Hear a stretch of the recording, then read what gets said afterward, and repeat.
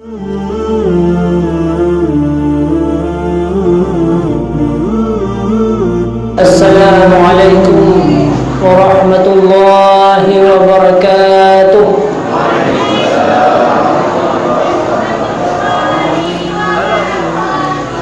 Alhamdulillah nahmaduhu wa nasta'inuhu wa na'udzu billahi min shururi anfusina wa min sayyiati a'malina. Man yahdihillahu fala mudilla lahu wa man yudlil fala hadiya lahu. Wassalatu wassalamu ala khairil bariyah wa ala alihi wa sahbihi wa mawalah. Allahumma salli wa sallim ala sayyidina Muhammadin tibbil qulubi wa dawaiha wa afiyatil abdani wa shifaiha wa nuril absari wa dhiyaiha wa qutil arwahi wa ghizaiha wa ala alihi wa sahbihi fi kulli lamhatin wa nafasin bi'adadi kulli ma'lumin lak, amma ba'd. Pertama-tama sekali, marilah sama-sama kita memanjatkan puji dan syukur kepada Allah Subhanahu wa taala yang telah melimpahkan rahmat dan karunia dengan taufik dan hidayahnya, dengan kudrah dan iradahnya. Di tengah-tengah kita kesibukan, di tengah-tengah kita hidup di akhir zaman, yang seolah-olah orang menganggap bahwa anale umat manusia, umat Nabi Muhammad yang berkumpul-kumpul untuk melantunkan zikir-zikir kepada Allah Subhanahu wa taala. Di tengah-tengah kita hidup yang serba kekurangan, yang sangat jauh bedanya daripada Nabi Muhammad sallallahu alaihi wasallam. Maka sesibuk apapun nuranya gedanya, mantanglah aktivitas gedanya yang belum sempat gedanya kerjakan, tapi Allah masih memberikan kasih sayang besar kepada gedanya. Di mana gedanya malamnya berkumpul-kumpul bersama-sama, perkumpulannya di mana perkumpulannya mengundang rahmat dan ridha daripada Allah Subhanahu wa taala. Di saat-saat manusia berkumpul-kumpul untuk mencari azab Allah, manfaatnya entah manusia cukuplah berkumpul-kumpul untuk mengundang amarah daripada Allah Subhanahu wa taala. Ternyata Allah memberi kesempatan untuk kita untuk bisa berkumpul, yang bisa menenteramkan hati kita, ingin untuk kita menjadi orang-orang bahagia, baik bahagia di dunia dan juga bahagia di hari akhirat. Selawat dan salam marilah sama-sama kita sanjung sajikan kepada Rasulullah sallallahu alaihi wasallam. Beliau telah sangat banyak berkorban untuk kita. 1440 tahun yang silam beliau pernah mengalirkan air mata kepada kita. Pada suatu malam, netubin Rasulullah sallallahu alaihi wasallam dari rumah, beliau menghadiri sebuah perkuburan.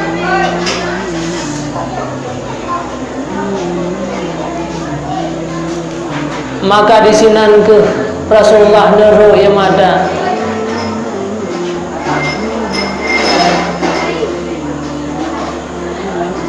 Tujuan daripada Rasulullah mengalirkan air matanya adalah tujuan untuk pribadinya, bukan tujuan untuk jabatan yang ingin beliau capai, bukan karena beliau tidak memiliki harta dan hidup dalam keadaan miskin, akan tetapi beliau mengalirkan air mata. Beliau merasa khawatir terhadap umatnya di akhir-akhir zaman nanti. Apa yang akan menimpa mereka? Bagaimana kondisi umatnya nanti setelah beliau tiada? Apa yang akan dilakukan oleh umatnya? Karena selama beliau hidup, beliau telah berjuang penuh untuk umatnya. Rasulullah pernah diusir dari negerinya sendiri tempat beliau dilahirkan.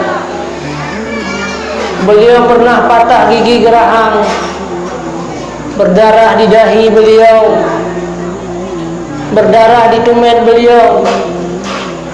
Maka penderitaan-penderitaan yang dirasakan oleh Rasulullah itu, sehingga Islam hadir di tengah-tengah gedanya.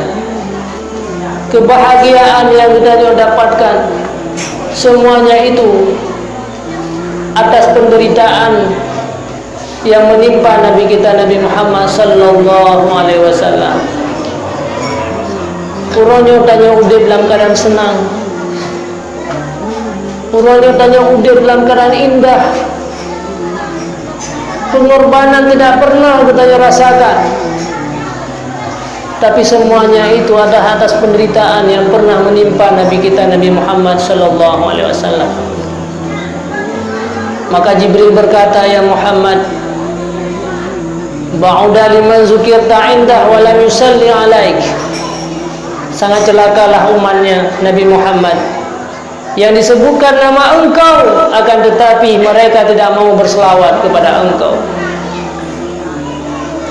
Masihkah ada umat Nabi Muhammad yang sampai hidup hari ini yang cukup oleh penderitaan-penderitaan menanggung oleh Rasulullah, akan tetapi mereka tidak mau berselawat kepada Rasulullah?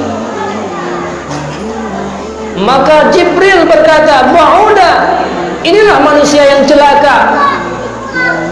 Dia disebutkan nama engkau wahai Muhammad, tapi dia tidak mau berselawat. Qul ya Muhammad amin, katakan hai Muhammad amin. Akhirnya Rasulullah bersabda, faqultu amin, maka aku juga berkata amin. Dalam sebuah sejarah di mana Rasulullah SAW detik-detik daripada akhir kehidupan beliau, di saat-saat beliau merasakan sakitnya sakaratil maut, badan beliau sudah melemah, mata beliau tidak sanggup untuk beliau buka. Tiba-tiba datanglah malaikat Israel pencabut nyawa, mendekati Nabi Muhammad sallallahu alaihi wasallam. Maka saat itulah Rasulullah menyampaikan kepada Fatimah, tamu yang datang yang satu ini wahai Fatimah, tamu yang memisahkan anak dengan orang tuanya. Tamu yang datang ini hai Fatimah, ini telah tamu yang menghilangkan segala kehidupan dunia.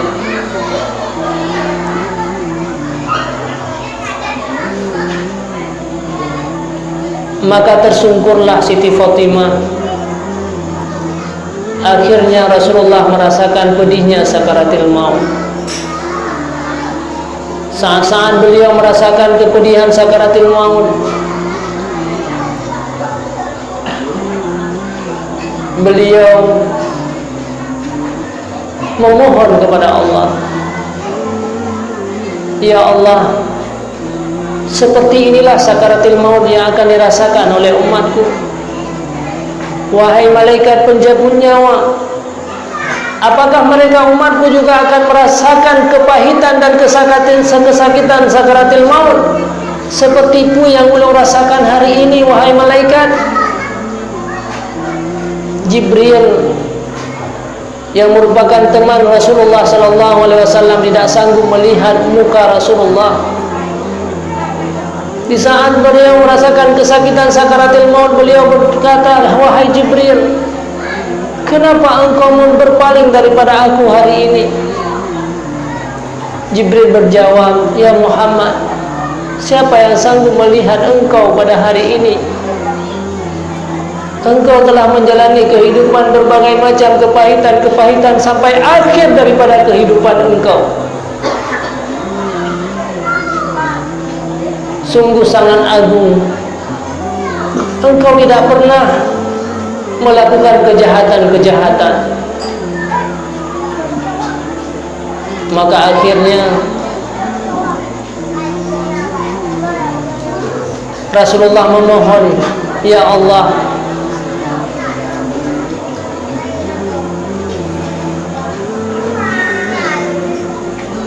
kalau mereka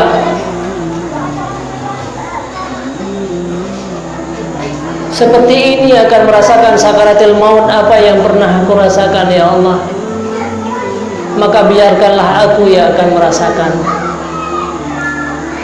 seluruh kepedihan sakaratil maut, baik dirasakan oleh umat long, ya Allah.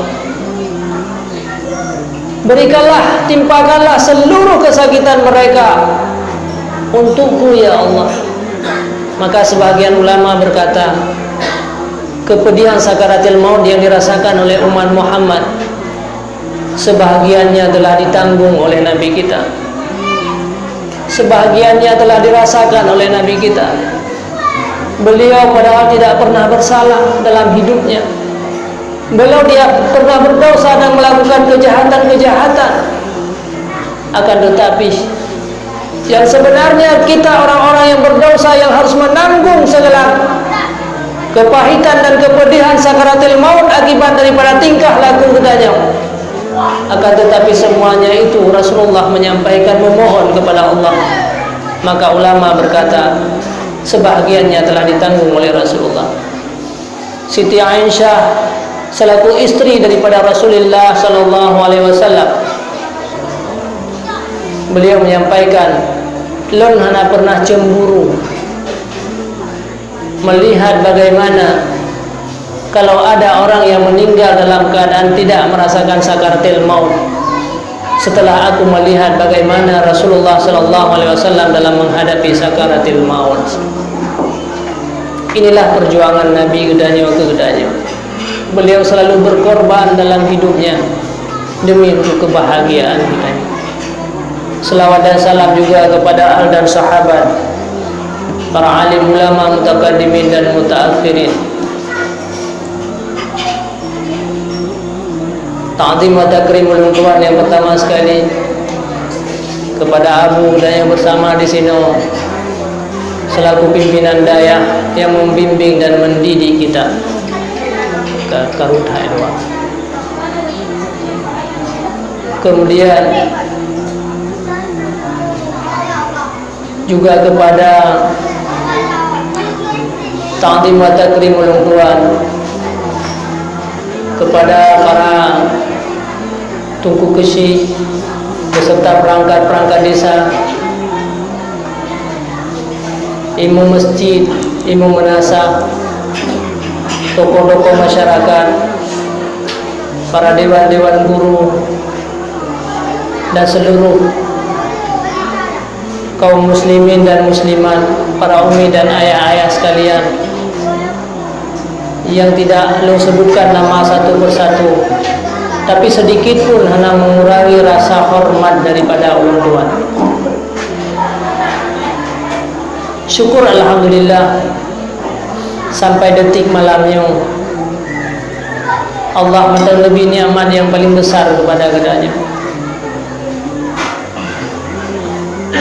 Di tengah-tengah kedanya hidup dalam serba kekurangan, walaupun ronyo tanya sering mengeluh, kita sering marah kepada Allah akibat hana truh apa yang kedanya inginkan. Kita selalu hari ini melupakan apa yang diperintahkan oleh Allah Subhanahu wa taala. Akan tetapi kita tidak sadar betapa besar kasih sayang Allah yang selama ini diberikan kepada kita. sampai saat ini tanya merupakan urung-urung Islam. Padahal hidupnya manusia yang diciptakan oleh Allah Subhanahu wa taala semenjak masa Nabi Adam alaihi salam sampai hari akhirat. Hana mandu-mandu manusia beriman, hana mandu-mandu manusia mukmin dan muslim dia menjadi urung-urung Islam. Tidak sedikit manusia yang udep di atas rundoyannya dimanapun berada, mereka merupakan orang-orang yang kafir kepada Allah. Allah menjadikan kita sebagai urung Islamnya karena kebetulan. Akan tetapi ini merupakan sebuah pilihan. Jauh sebelum kita lahir di hati rundoyannya, umeda zuriat-zuriat kita mandung kali sapan. Tanya kecak zuriat dari urun syik katanya, urun syik katanya kecak zuriat daripada nenek katanya, anak katanya kecak zuriat daripada katanya. Maka saatnya ke mandung-mandung dikumpulkan di daerah Na'man berdekatan dengan Arafah urunnya. Saatnya ke ketanda oleh Allah, tah manusia yang hidup menjadi urung-urung Islam dan tah manusia yang akan dihidupkan menjadi orang-orang kafir. Na'udzubillah summa na'udzubillah. Bahkan Allah diciptakan tanya menjadi orang-orang Islam. Gepuduk dua buah tumpuk manusia yang berunun ketanda dengan warna putih. Ini sebagai tanda manusianya akan lahir dalam keadaan Islam. Dan sabah tergetumpuk dengan warna hitam, ketanda dengan warna hitam sebagai tanda inilah manusia yang hidup menjadi orang-orang kafir. Kenapa Allah memilih kitanya sebagai orang-orang Islam? Putrana kemampuan daripada kitanya urutnya. Seberapa besar perjuangan kitanya kepada Allah, seberapa banyak harta yang kita korbankan urutnya untuk agama Allah. Kenapa Allah menghidupkan kitanya dalam lingkungan orang-orang Islam, bahkan lahir kitanya dari rahim, dari keluarga, dari keturunan-keturunan orang Islam, dan hidup dalam lingkungan orang-orang Islam. Beda kitanya dengan orang kafir. Mereka lebih sehat daripada kitanya, mereka lebih kaya daripada kitanya, segala fasilitas mereka lebih memiliki daripada kitanya. Tapi kenapa Allah menjadikan tanya urungnya urung Islam? Maka ini adalah sebuah pilihan daripada Allah. Syukur alhamdulillah juga anak-anak kitanya sampai saat ini mereka juga orang-orang Islam. Tapi yang perlu kita pertanyakan hari ini, Islam yang selamanya diberikan oleh Allah, sanggupkah tanya pertahankan sampai akhir kehidupan daripada kitanya? Anak-anak kitanya uronyo yang merupakan keturunan-keturunan kitanya yang Islam, sanggupkah mereka mempertahankan imannya jikalau kitanya singgah hanalik? Betapa pedihnya bila seandainya kitanya singgah wanda kembali kepada Allah, anak-anak kitanya dan keturunan kitanya dikala mereka kembali kepada Allah, dikumpulkan di hari akhirat menjadi manusia-manusia yang kufur kepada Allah. Allah marah kepada kitanya. Allah melihat kita dengan penuh kemarahan. Sebuah amanah yang paling besar iman dalam dada kitanya tak sia-siakan. Maka hana arti kehidupan sama sekali. Sebanyak apapun harta, setinggi apapun jabatan tanya urunnya, ia kembali kepada Allah dalam keadaan kufur, sama sekali hana arti kehidupan ini. Maka inilah jalan salah satunya gedanya. Berkumpul-kumpul lagi nyorupa ke salah satu jalan untuk menyelamatkan iman yang ada dalam dada gedanya. Majlis-majlis ta'lim inilah yang merupakan tempat yang menjaga anak-anak dan keturunan kita agar mereka selamat dikala kembali kepada Allah Subhanahu wa ta'ala. walaupun uronyo tanyo takalan dengan mata dukno. Dalam sebuah hadis Rasulullah sallallahu alaihi wasallam menyampaikan, inilah tempat yang selalu dinaungi oleh para malaikat-malaikat, di mana Rasulullah menyampaikan setiap malam sampai nanti kirim sirah malaikat rawahah yang akan mengelilingi seluruh dunia ini. Mereka melihat di mana ada tempat-tempat diajarkan ilmu pengetahuan agama, di mana ada manusia berkumpul untuk berzikir kepada Allah Subhanahu wa taala. Lebih-lebih manusia yang hidup di akhir zaman. Maka saat gerumpuk di desa Pulau Drienyo,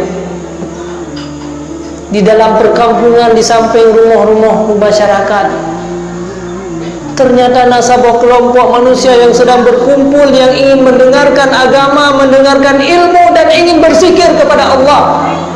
Akhirnya seluruh malaikat dipanggil oleh malaikat riyahin, oleh malaikat yang mengelilingi dunia menawa. Ya malaikat, wahai seluruh malaikat yang diutus di atas bumi setiap hari dan setiap malam, halumma ila hadzal makan, hadirilah ke desa Pulau Drienyo. Maka akhirnya seluruh malaikat akan menghadiri kita. Dengan pandangan mata kita tidak bisa melihat, tapi hanya hatilah yang bisa merasakan. Maka malaikat seluruhnya, mereka seluruhnya mengelilingi kita sampai ke langit yang 7. Akhirnya Allah bertanya, wahai malaikat, bahkan malamnya kata mengelilingi sebuah desa, sebuah tempat yang berorkan manusia hanya berkumpul, kata tidak berkumpul-kumpul seperti ini, seperti malam ini. Maka akhirnya malaikat menjawab, ya Allah, ada satu kelompok manusia yang datang dari berbagai tempat, ya Allah. Mereka meninggalkan kegiatannya, meninggalkan aktivitasnya. Cukuplah hal-hal yang perlu dikerjakan pada malam ini dan saatnya. Tapi mereka datang dan menghadiri sebuah majelis ilmu. Hum yusabbihunaka wa yuhallilunaka wa yumajjidunaka. Mereka ingin berzikir kepada Engkau, bertasbih kepada Engkau, memuji-muji Engkau, ya Allah. Wahai malaikatku, kata Allah, pernahkah mereka melihat aku hanya satu kali? Tidak, ya Allah. Bagaimana seandainya hambaku yang ada di bumi hari ini di desa Pulau Drin, seandainya mereka pernah melihat aku hanya 1 detik?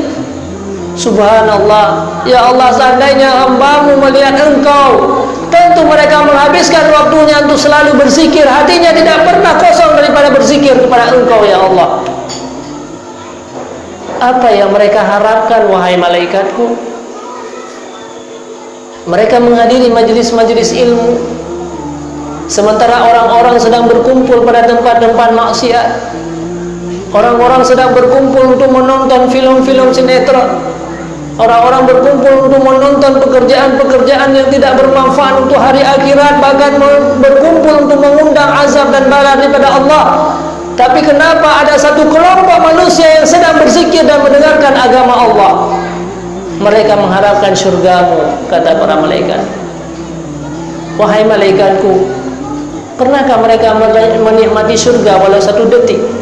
Tidak, ya Allah. Bagaimana seandainya hambaku yang ada di Pulau Drin, mereka pernah menikmati syurga hanya saboh saat mantap. Tentu mereka akan berjuang terus, ya Allah. Mereka akan terus mengisi tempat-tempat majelis agama. Mereka akan meninggalkan segala pekerjaan profesinya hanya semata-mata untuk mendapatkan syurga. Akhir kata, di mana pada malam ini, wahai malaikat, ushidukum, maka aku akan ampunilah segala dosa mereka.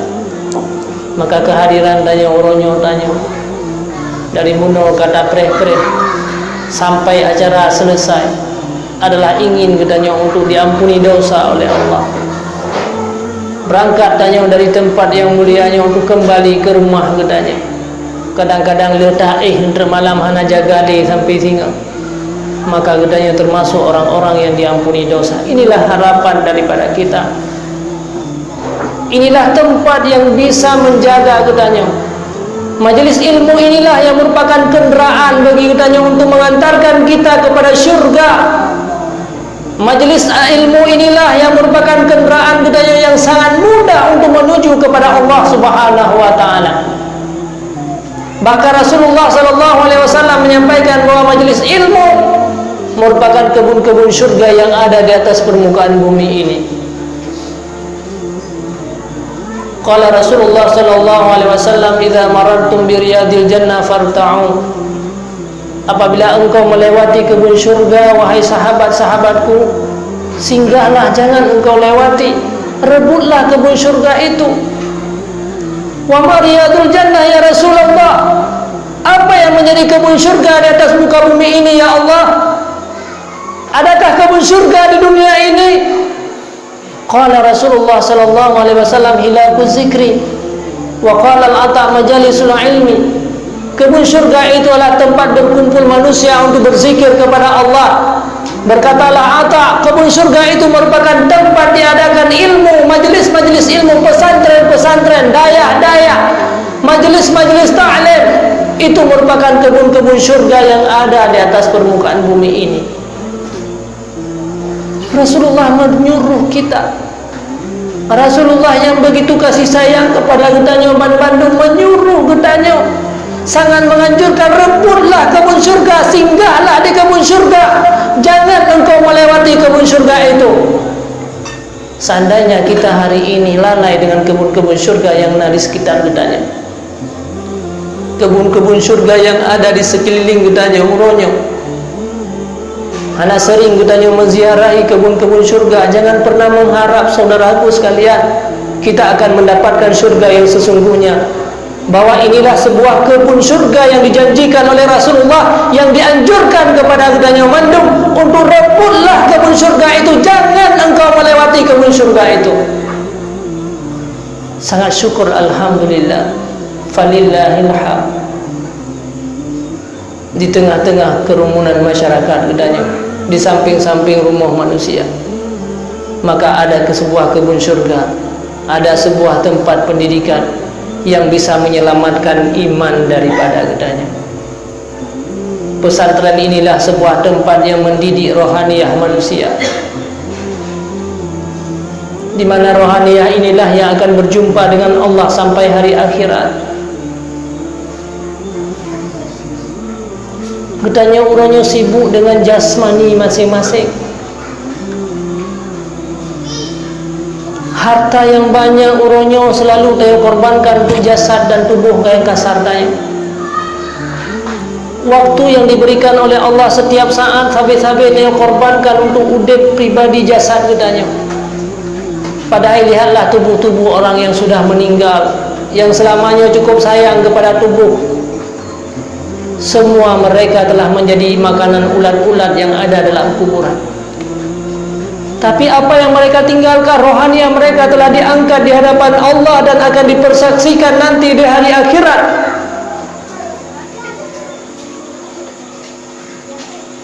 Punya Getanyo uronyo nak digelar pasar murah, tablau sekilo lebih 27 kilo saka, maka Bandung Getanyo akan hadir. Para pemuda-pemuda, para anak-anak mian Bandung Tame, walau harus antri berjam-jam. Apabila ada diundang tempat-tempat perkumpulan yang mengundang amarah Allah, semuanya tayo hadir untuk menyenangkan jasmani Getanyo. Tapi adakah kita hadir pada amal-amal yang murah, yang hanya duduk lagi rupa diampuni dosa oleh Allah, yang hanya sesaat duduk malaikat mengelilingi kita dan meminta rahmat daripada Allah Subhanahu wa taala? Kita lupa. Menyaibi saka sikilo tablo 20 kilo tablo 27 kilo lebih, maka anak-anak Bandung Damai kena melasah. Kita bawa mereka semuanya. Bailam pun Getanyo harus antri berjam-jam. Seandainya digelar masa gas subsidi, merelakan kita menghabis waktu berjam-jam, padahal hanya padung bulan Getanyo menikmati hal itu. Coba lihat amal murah saudaraku sekalian. 3 tajak jamaah 27 pahala. hana pakai antri. Berapa banyak orang yang akan hadir? Padahal itu merupakan rohaniyah, makanan rohaniyah yang akan bisa membela kita sampai hari akhirat. Saka dan berah murah yang tayang belah hanya beberapa bulan kita bisa menikmati. Alian akan sirna, akan menjadi kotoran dan gedanya tubuh akan dimakan oleh ulat-ulat. Sampai-sampai anak gedanya uronyo telah mendalimi mereka banyak sekali. Lihatlah saudaraku sekalian, kenapa tidak ada pemuda-pemuda hari ini yang menghadiri majelis ilmu? Kenapa hari ini pemuda dan anak gedanya sendiri menjadi para pemabuk-pemabuk? Kenapa anak-anak gedanya uronyo menjadi manusia-manusia yang jahat dan tidak bermanfaat? Padahal mereka dilahirkan sama seperti orang lain. Anak-anak gedanya lahir di dunia juga dalam keadaan suci dan bersih. Mereka tidak diciptakan oleh Allah untuk menjadi pemabuk. Wahai pemuda-pemudaku sekalian, ketahuilah engkau tidak dijadikan oleh Allah untuk menjadi manusia yang tidak bermanfaat. Engkau diciptakan oleh Allah semenjak lahir menjadi manusia yang suci dan bersih. Tapi kenapa kita hancur hari ini? Siapa yang telah menghancurkan mereka? Dari semenjak dalam kandungan sampai melahirkan, seluruh syariat Allah, syariat Rasulullah selalu menunjukkan, selalu membimbing kita agar anak kita menjadi anak-anak yang baik. Semenjak dari berkeluarga yang pertama, Rasulullah menyuruh gedanya untuk memilih istri-istri yang salihah. Kenapa Allah menganjurkan demikian? Supaya gedanya mendapatkan keturunan-keturunan yang baik. Setelah lahir anak gedanya giyu azan, giyu iqamah. Kemudian tasammu bi asma'il anbiya, berikan nama-nama yang baik agar dia menjadi anak-anak yang baik. Semua syariat Rasulullah menganjurkan gedanya untuk menjadikan engkau anak-anak gedanya menjadi anak-anak yang baik. Kenapa anak kita hari ini menjadi manusia yang hancur? Bahkan dia menjadi manusia yang durhaka dan murka kepada Allah. Na'udzubillah summa na'udzubillah. Siapa yang telah menganjurkan mereka semuanya? Mereka sama seperti anak-anak yang lain yang hari ini merupakan manusia-manusia yang baik. Tidak ada beda di kala mereka lahir. Pada lahir anak-anak beda. Inilah Rasulullah pernah menggambarkan, kita lah orang tua telah menghancurkan kehidupan anak-anak mudanya. Jangan salahkan orang lain. Banyak syariat-syariat Rasulullah semenjak kita menikah sampai melahirkan, sampai punya anak, sampai didikan, kita telah menghancurkan anak kita. Kullu mauludin yuladu ala fitrah, kata Rasulullah. Setiap anak yang dilahirkan semuanya suci dan bersih. Dia tidak menjadi pemabuk, tidak menjadi pemajahat, tidak menjadi manusia yang pencuri dan sebagainya. Siapa yang menghancurkan mereka? Illa abawahu yuhawidani. Akan tetapi dua orang tualah yang menjadikan dia sebagai orang-orang Yahudi. Orang tualah yang menjadikan mereka sebagai orang-orang Nasrani, wa yumajjisani, dan orang tualah yang menjadikan mereka sebagai orang-orang Majusi. Kita orang tua telah menghancurkan kehidupan anak-anak kita. Kita telah merugikan mereka. Kita telah menghancurkan kehidupan dan cita-cita mereka, bahkan cita-cita Rasulullah SAW, dan menghancurkan kehidupan mereka bukan sekedar di dunia. Di dunia ini hanya sangat sementara. Dia menjadi penjahat hanya berapa tahun, dia menjadi manusia tidak berguna hanya berapa tahun, tapi gedanya tak hancurkan dia sampai hari akhirat. Sampai dia bertahun-tahun harus merasakan azab yang besar daripada Allah nanti di hari akhirat, akibat daripada kezaliman yang gedanya lakukan uronya, kesalahan tanya dalam membimbing dan mendidik mereka. Beta pikir kaglah hari ini tanya gampang dalam terjalani kehidupannya. Tanya tak anggap diri kita sudah bebas daripada apa amanah yang besar yang diberikan oleh Allah. Maka atas penderitaan anda gedanya, kezaliman yang gedanya lakukan uronya, semua itu akan jadi tanggung jawab kita di hari akhirat. di mana Allah menciptakan anak kita dalam keadaan suci, kita telah menzalimi mereka. Yang pertama sekali, kita memberikan makanan-makanan yang haram kepada mereka. Kullu lahmin nabata minal haram fannaru aula bih, kata Rasulullah. Setiap daging yang tumbuh daripada makanan yang haram, maka neraka jahanam lebih layak kepadanya. Manusia yang banyak memakan makanan-makanan yang haram, maka tubuhnya dia meminta neraka jahanam. Tubuh yang hidup dan tumbuh daripada yang haram, maka neraka jahanam yang dia inginkan. Maka merasa berat dan beban dikala kitanya berikan ilmu-ilmu agama, karena ilmu agama itu merupakan jalan untuk menuju surga. Sementara tubuh dia, karena tumbuh dan timbul daripada harta yang haram, maka dia mencari neraka jahanam. Itu yang pertama sekali. Maka saudaraku sekalian yang seiman dan yang seagama, berhati-hatilah dengan makanan orang lain, berhati-hatilah dengan harta orang lain. Apalagi kitanya udip di akhir-akhir zaman untuk mengambil harta orang lain, hanya mesti menghabiskan tenaga yang banyak. Mudah hari ini untuk melakukan perbuatan-perbuatan yang haram, perbuatan-perbuatan yang riba. Sudah ada di sekeliling kitanya. Bukan orang makan riba hanya orang-orang intelek, orang-orang hebat. Tapi hari ini makan riba hanya orang-orang yang sampai ke perkampungan, sampai ke desa-desa. Bahkan makanan harta orang lain sudah berada di depan mata kitanya. Bersabarlah saudaraku sekalian. Walaupun hidup kita miskin dengan harta kitanya sendiri, suatu saat anda kitanya akan menjadi orang-orang hebat. Dialah yang akan memberikan kebaikan-kebaikan yang besar daripada kitanya. Yang kedua, kitanya telah menghancurkan anak kitanya.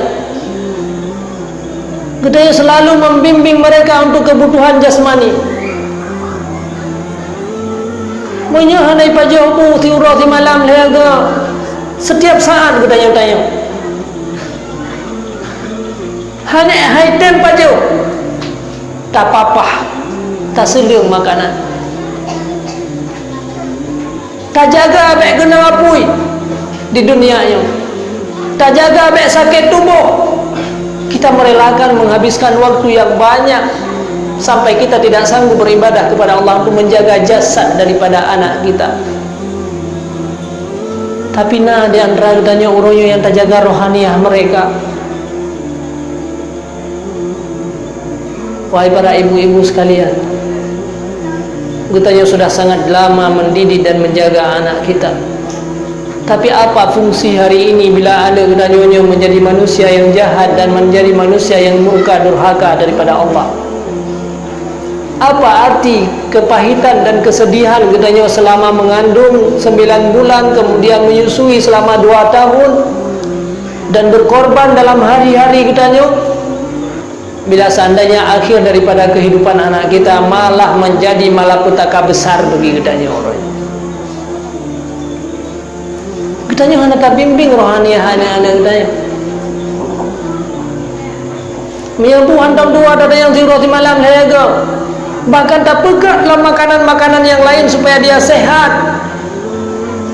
Tapi berapa banyak kita membimbing rohaniah mereka? Adakah kita mengajak mereka untuk tempat-tempat pengajian? Seberapa besar pengorbanan kitanya untuk anak kita rohaniah mereka? Dithat pengorbanan kitanya untuk rohaniah, tapi selalu kitanya korbankan jiwa dan harta kitanya untuk kebutuhan jasmani daripada anak-anak kitanya.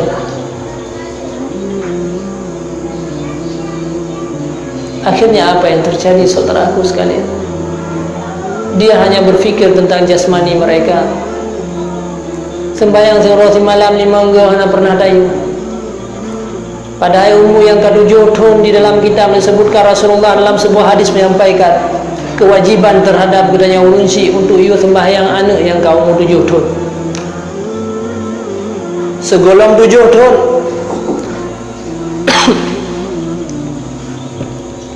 segolong 7 tahun wajib terhadap budaya tak ajarkan agama-agama. Tapi ketika umur 7 tahun wajib dia katanya you perintah sembahyang. Sabah wadih hana tayo satu dosa yang akan menimpa kita. Tiuro si malam limang ge hendak tayo limang boh dosa yang ka menimpa katanya. Bayangkan berapa banyak dosa untuk 1 bulan. Selama 3 tahun, selama 5 tahun untuk seorang anak. Dan anak temu 10 roh, 5 roh, 7 roh, berapa banyak dosa yang katanya miliki. Inilah amanah-amanah besar Allah yang selamanya tanya tak sia-siakan ada yang mandu. Akhirnya pantas anda katanya menjadi manusia-manusia yang tidak ada arti hidup di dunia ini, bahkan sampai hari akhirat nanti. Hanya arti amal ibadah daripada katanya apabila anda katanya merupakan orang-orang yang jahat. Karena orang akhirat sehingga hendak sebuah kelompok manusia yang sangat banyak amal kebaikan. Haji, puasa, umrah berkali-kali wadai dumpuk ubay gunung rayu amalan. Tapi akhirnya datanglah anaknya, istrinya dipajuh mandum amalan, habislah amalan mudanya. Oleh malaikat inilah manusia yang rugi, di mana amalan yang banyak dimakan oleh anak-anaknya dan keluarga-keluarganya. Saudaraku sekalian yang seiman dan yang seagama, kita sadari le katanya anak katanya tercipta dari tubuh katanya, tulang urat-urat anak katanya dari katanya urat agam, sedangkan daging daripada anak katanya tercipta dari katanya urinang. Itu adalah tubuh kita. Karena di dalam kandungan anak katanya dipajuh darah-darah katanya, maka akhirnya tumbuhlah daging-daging dari anak katanya. Pada saat singa katanya meninggal dunia, maka tubuh katanya onyan ke yang matang udip keturunan katanya. Menyak katanya urunnya nak cok harta orang lain, maka selama ji tubuh katanya didu ada harta orang lain mandum mua keburukan kepada kita. Menyak katanya urunnya nak pula barang-barang yang haram, maka selama barang yang haramnya dinikmati oleh orang-orang sesudah katanya, semuanya akan menimpa katanya. Memang katanya urunnya nampak ada harta. Memang orang-orang menganggap katanya orang-orang yang sukses karena anak harta. Tapi padumton tak nikmati dengan harta orang lain. Padumton hanya bisa tak nikmati dengan perbuatan-perbuatan jahat katanya urunnya. Lihat Karun, lihat Fir'aun. Padumton dinikmati harta oleh seorang Karun, tapi sudah ratusan ribu tahun yang silam dia merasakan azab yang paling besar daripada Allah. Memang waktu mantau udep katanya bisa ternikmati daripada anak-anak katanya urunnya, tapi pagi waktu meninggal katanya sehingga anak katanya dibubur kejahatan, yang kejahatannya akan rasakan katanya disiksa oleh Allah katanya dalam kuburan gara-gara anak katanya. Bahkan karena tubuh katanya yang matang di hati harum daya dipubur kejahatan. Tubuh katanya yang mentang mejak-jak di hati harum daya dipubur kejahatan-kejahatan. Bahkan anak pernah dia kalian katanya urangnya yang berjuang untuk keluarga katanya habiskan waktu, habiskan tenaga, tanya minta rezeki, titip urang tanya minta rezeki. Tapi berapa banyak yang bermanfaat katanya waktu mati sehingga cita kalian urun si katanya urangnya padunggana katanya dia tahu urun si bang kuburan. Harta yang katanya pakai urangnya harta urun si, belang yang katanya muu urangnya belang urun si katanya. Akan tetapi berapa banyak kita mengirimkan pahala kepada mereka, padahal orang tua katanya yang dalam kuburan urangnya mal mayyitu fil qabri ila kal ghariq. Orang-orang yang ada dalam kuburan itu adalah bagaikan orang yang karam yang tinggal buhuk dengan lautan-lautan air yang banyak. Tapi kita tidak pernah sadar, dan tanya juga akan terasakan apa yang pernah dirasakan oleh orang tua kita. Maka persiapkanlah anak-anak yang saleh. Rasulullah dalam sebuah hadis menyampaikan, idza mata ibnu adam inqata'a amalu illa min salasatin. Apabila matilah manusia nanti, maka seluruh amalnya akan terputus kecuali hanya 3 perkara. Hanya 3 perkara yang bermanfaat terus menerus akan mengalir. Apabila kita yang melakukan kejahatan, maka kejahatan itu yang akan mengalir. Hanya 3 perkara kebaikan yang akan mengalir, yang kata Rasulullah sallallahu alaihi wasallam. Yang pertama, sedekatin jariyah, sedekah yang mengalir. Para ulama menafsirkan hadis tersebut dengan wakaf. Harta yang kita wakafkan untuk agama Allah, harta kita wakafkan untuk masjid, harta yang kita wakafkan untuk menasah, harta yang kita wakafkan untuk pesantren, saudaraku.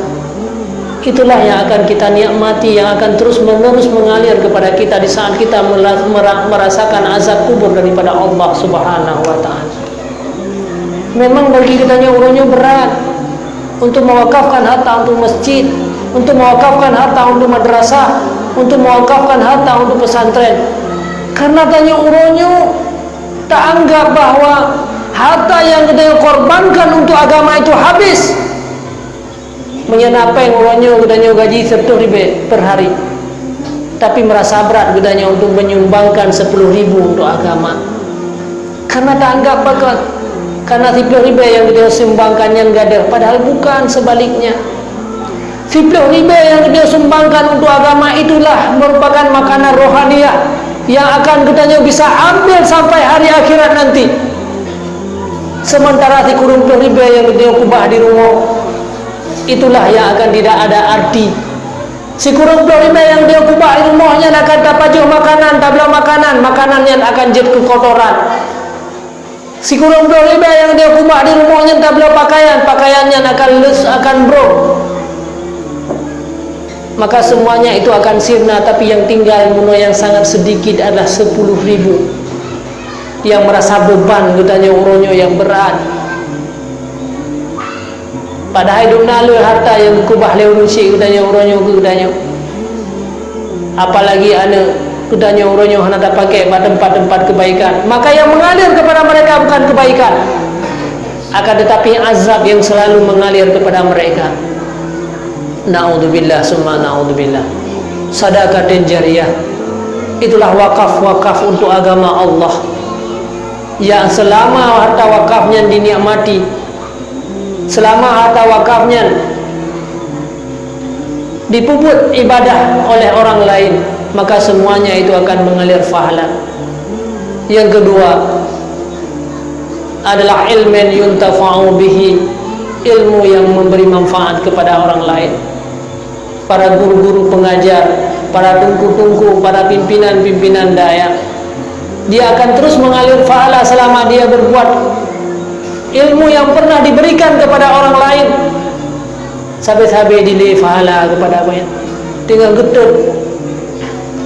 Karena dalam kuburan kita yang sebelum meninggalnya kalihna perboh namboh apui, 2 babahu, 2 batingoh, 2 baaki. Maka sayang bulan apunya adalah lewat ilmu-ilmu yang pernah kita sebarkan, kebaikan-kebaikan yang pernah kita lakukan akan diperuapunya saboh-saboh. Apabila ilmu yang pernah kita ujuk kepada keluarga dan keturunan, kepada masyarakat, maka selama ilmunya berkekalan, maka nyantuh yang akan diperuh api-api yang sedang membakar kita. Yang ketiga, wawaladin salih, anak-anak yang baik, anak-anak yang saleh yang selalu berdoa kepada kita. Selamanya tanya le ibadat-ibadat yang tinggal tak berjuang ku anak-anak utanya. Harta anak kita pakai untuk pribadi kita berikan untuk anak kita. Kita durhaka kepada Allah, tidak sempat ibadat karena anak kita. Tapi apabila anaknya dari udahnya urus akhirat, sehingga apa arti segala pengorbanan tanya urunya? Pu arti harta yang dia minta setiap saat. Maka didiklah anak-anak ini untuk menjadi anak-anak yang baik. Berjuanglah untuk hidup di dunia ini Berkorbanlah untuk rohaniah katanya, dan anak dan keluarga katanya. Syukur alhamdulillah katanya hana menghabiskan uang yang banyak untuk membawa anak katanya kepada tempat-tempat agama. Pesantren inilah yang merupakan kebun-kebun syurga. Inilah merupakan tempat mengobati rohaniah manusia. Maka katanya yang kahana mungkin leuranya untuk tinggal mondok di pesantren, maka benalah berobat jalan.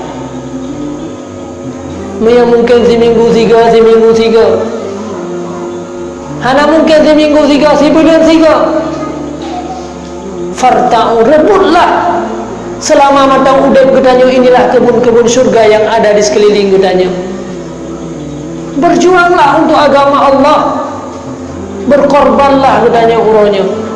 Maka ya tahulah pesantren-pesantren daya-jaya lebih apalagi lewenya katanya, karena di sekeliling rumah-rumah katanya. Maka sangat rugilah manusia apabila tidak sempat merebut kebun syurga yang pernah dijanjikan oleh Rasulullah SAW.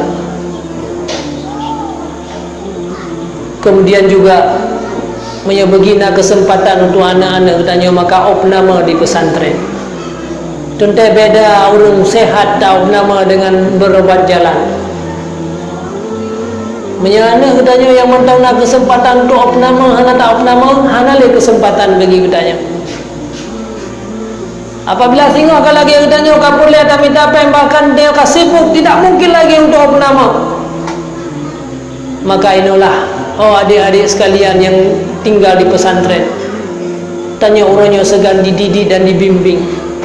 Katanya orangnya setiap hari disiram, ibarat bak kaya yang macam ubud.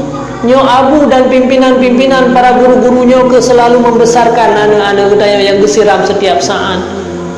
Maka jangan pernah marah kepada pimpinan-pimpinan daerah, karena anak katanya sehingga akan tumbuh yang besar, yang akan menjadi pohon yang besar.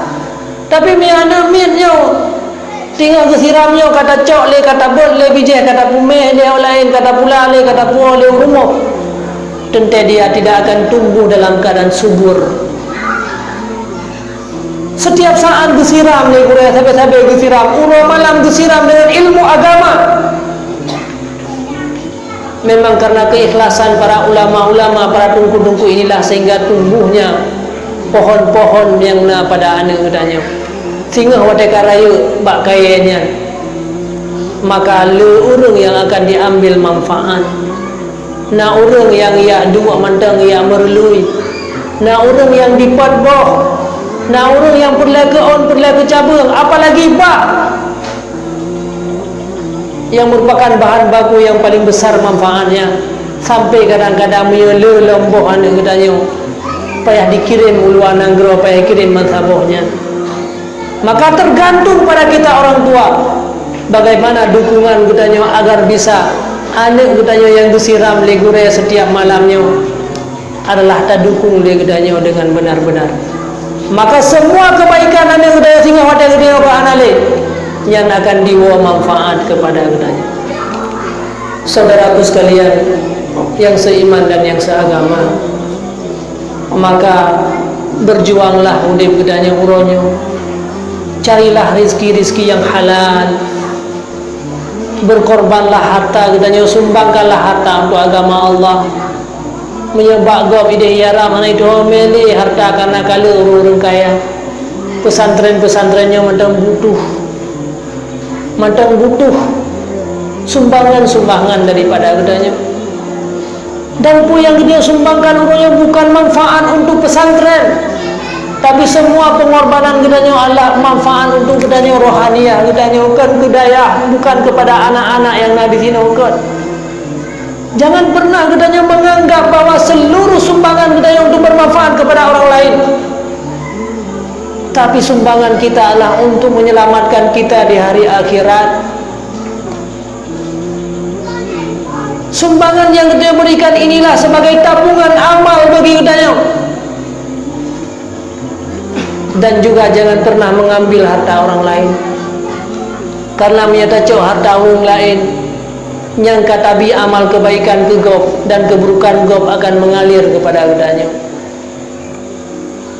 Na'udzubillah summa na'udzubillah. Berhati-hatilah gedanya dalam tajalani udin. Maka urunyo tadukun bersama, di mana pesantrennya merupakan panyut yang mantau ubud. Ubud tak mantau panyut, hanya bisa deh genikmati deh dalam support hanya di kampungnya mantau.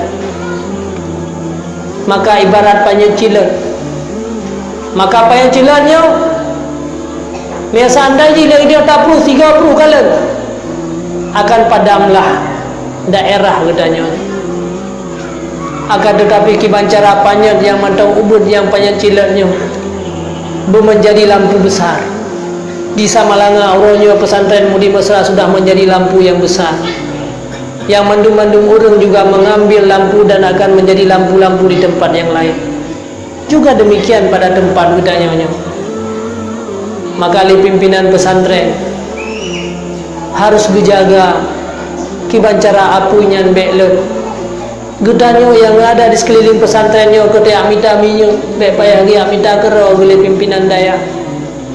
Karena apui pi jaga kero geminyo pi payah ga amita kero, maka akhirnya hana sempat untuk membesarkan api yang ada di dalam pesantren.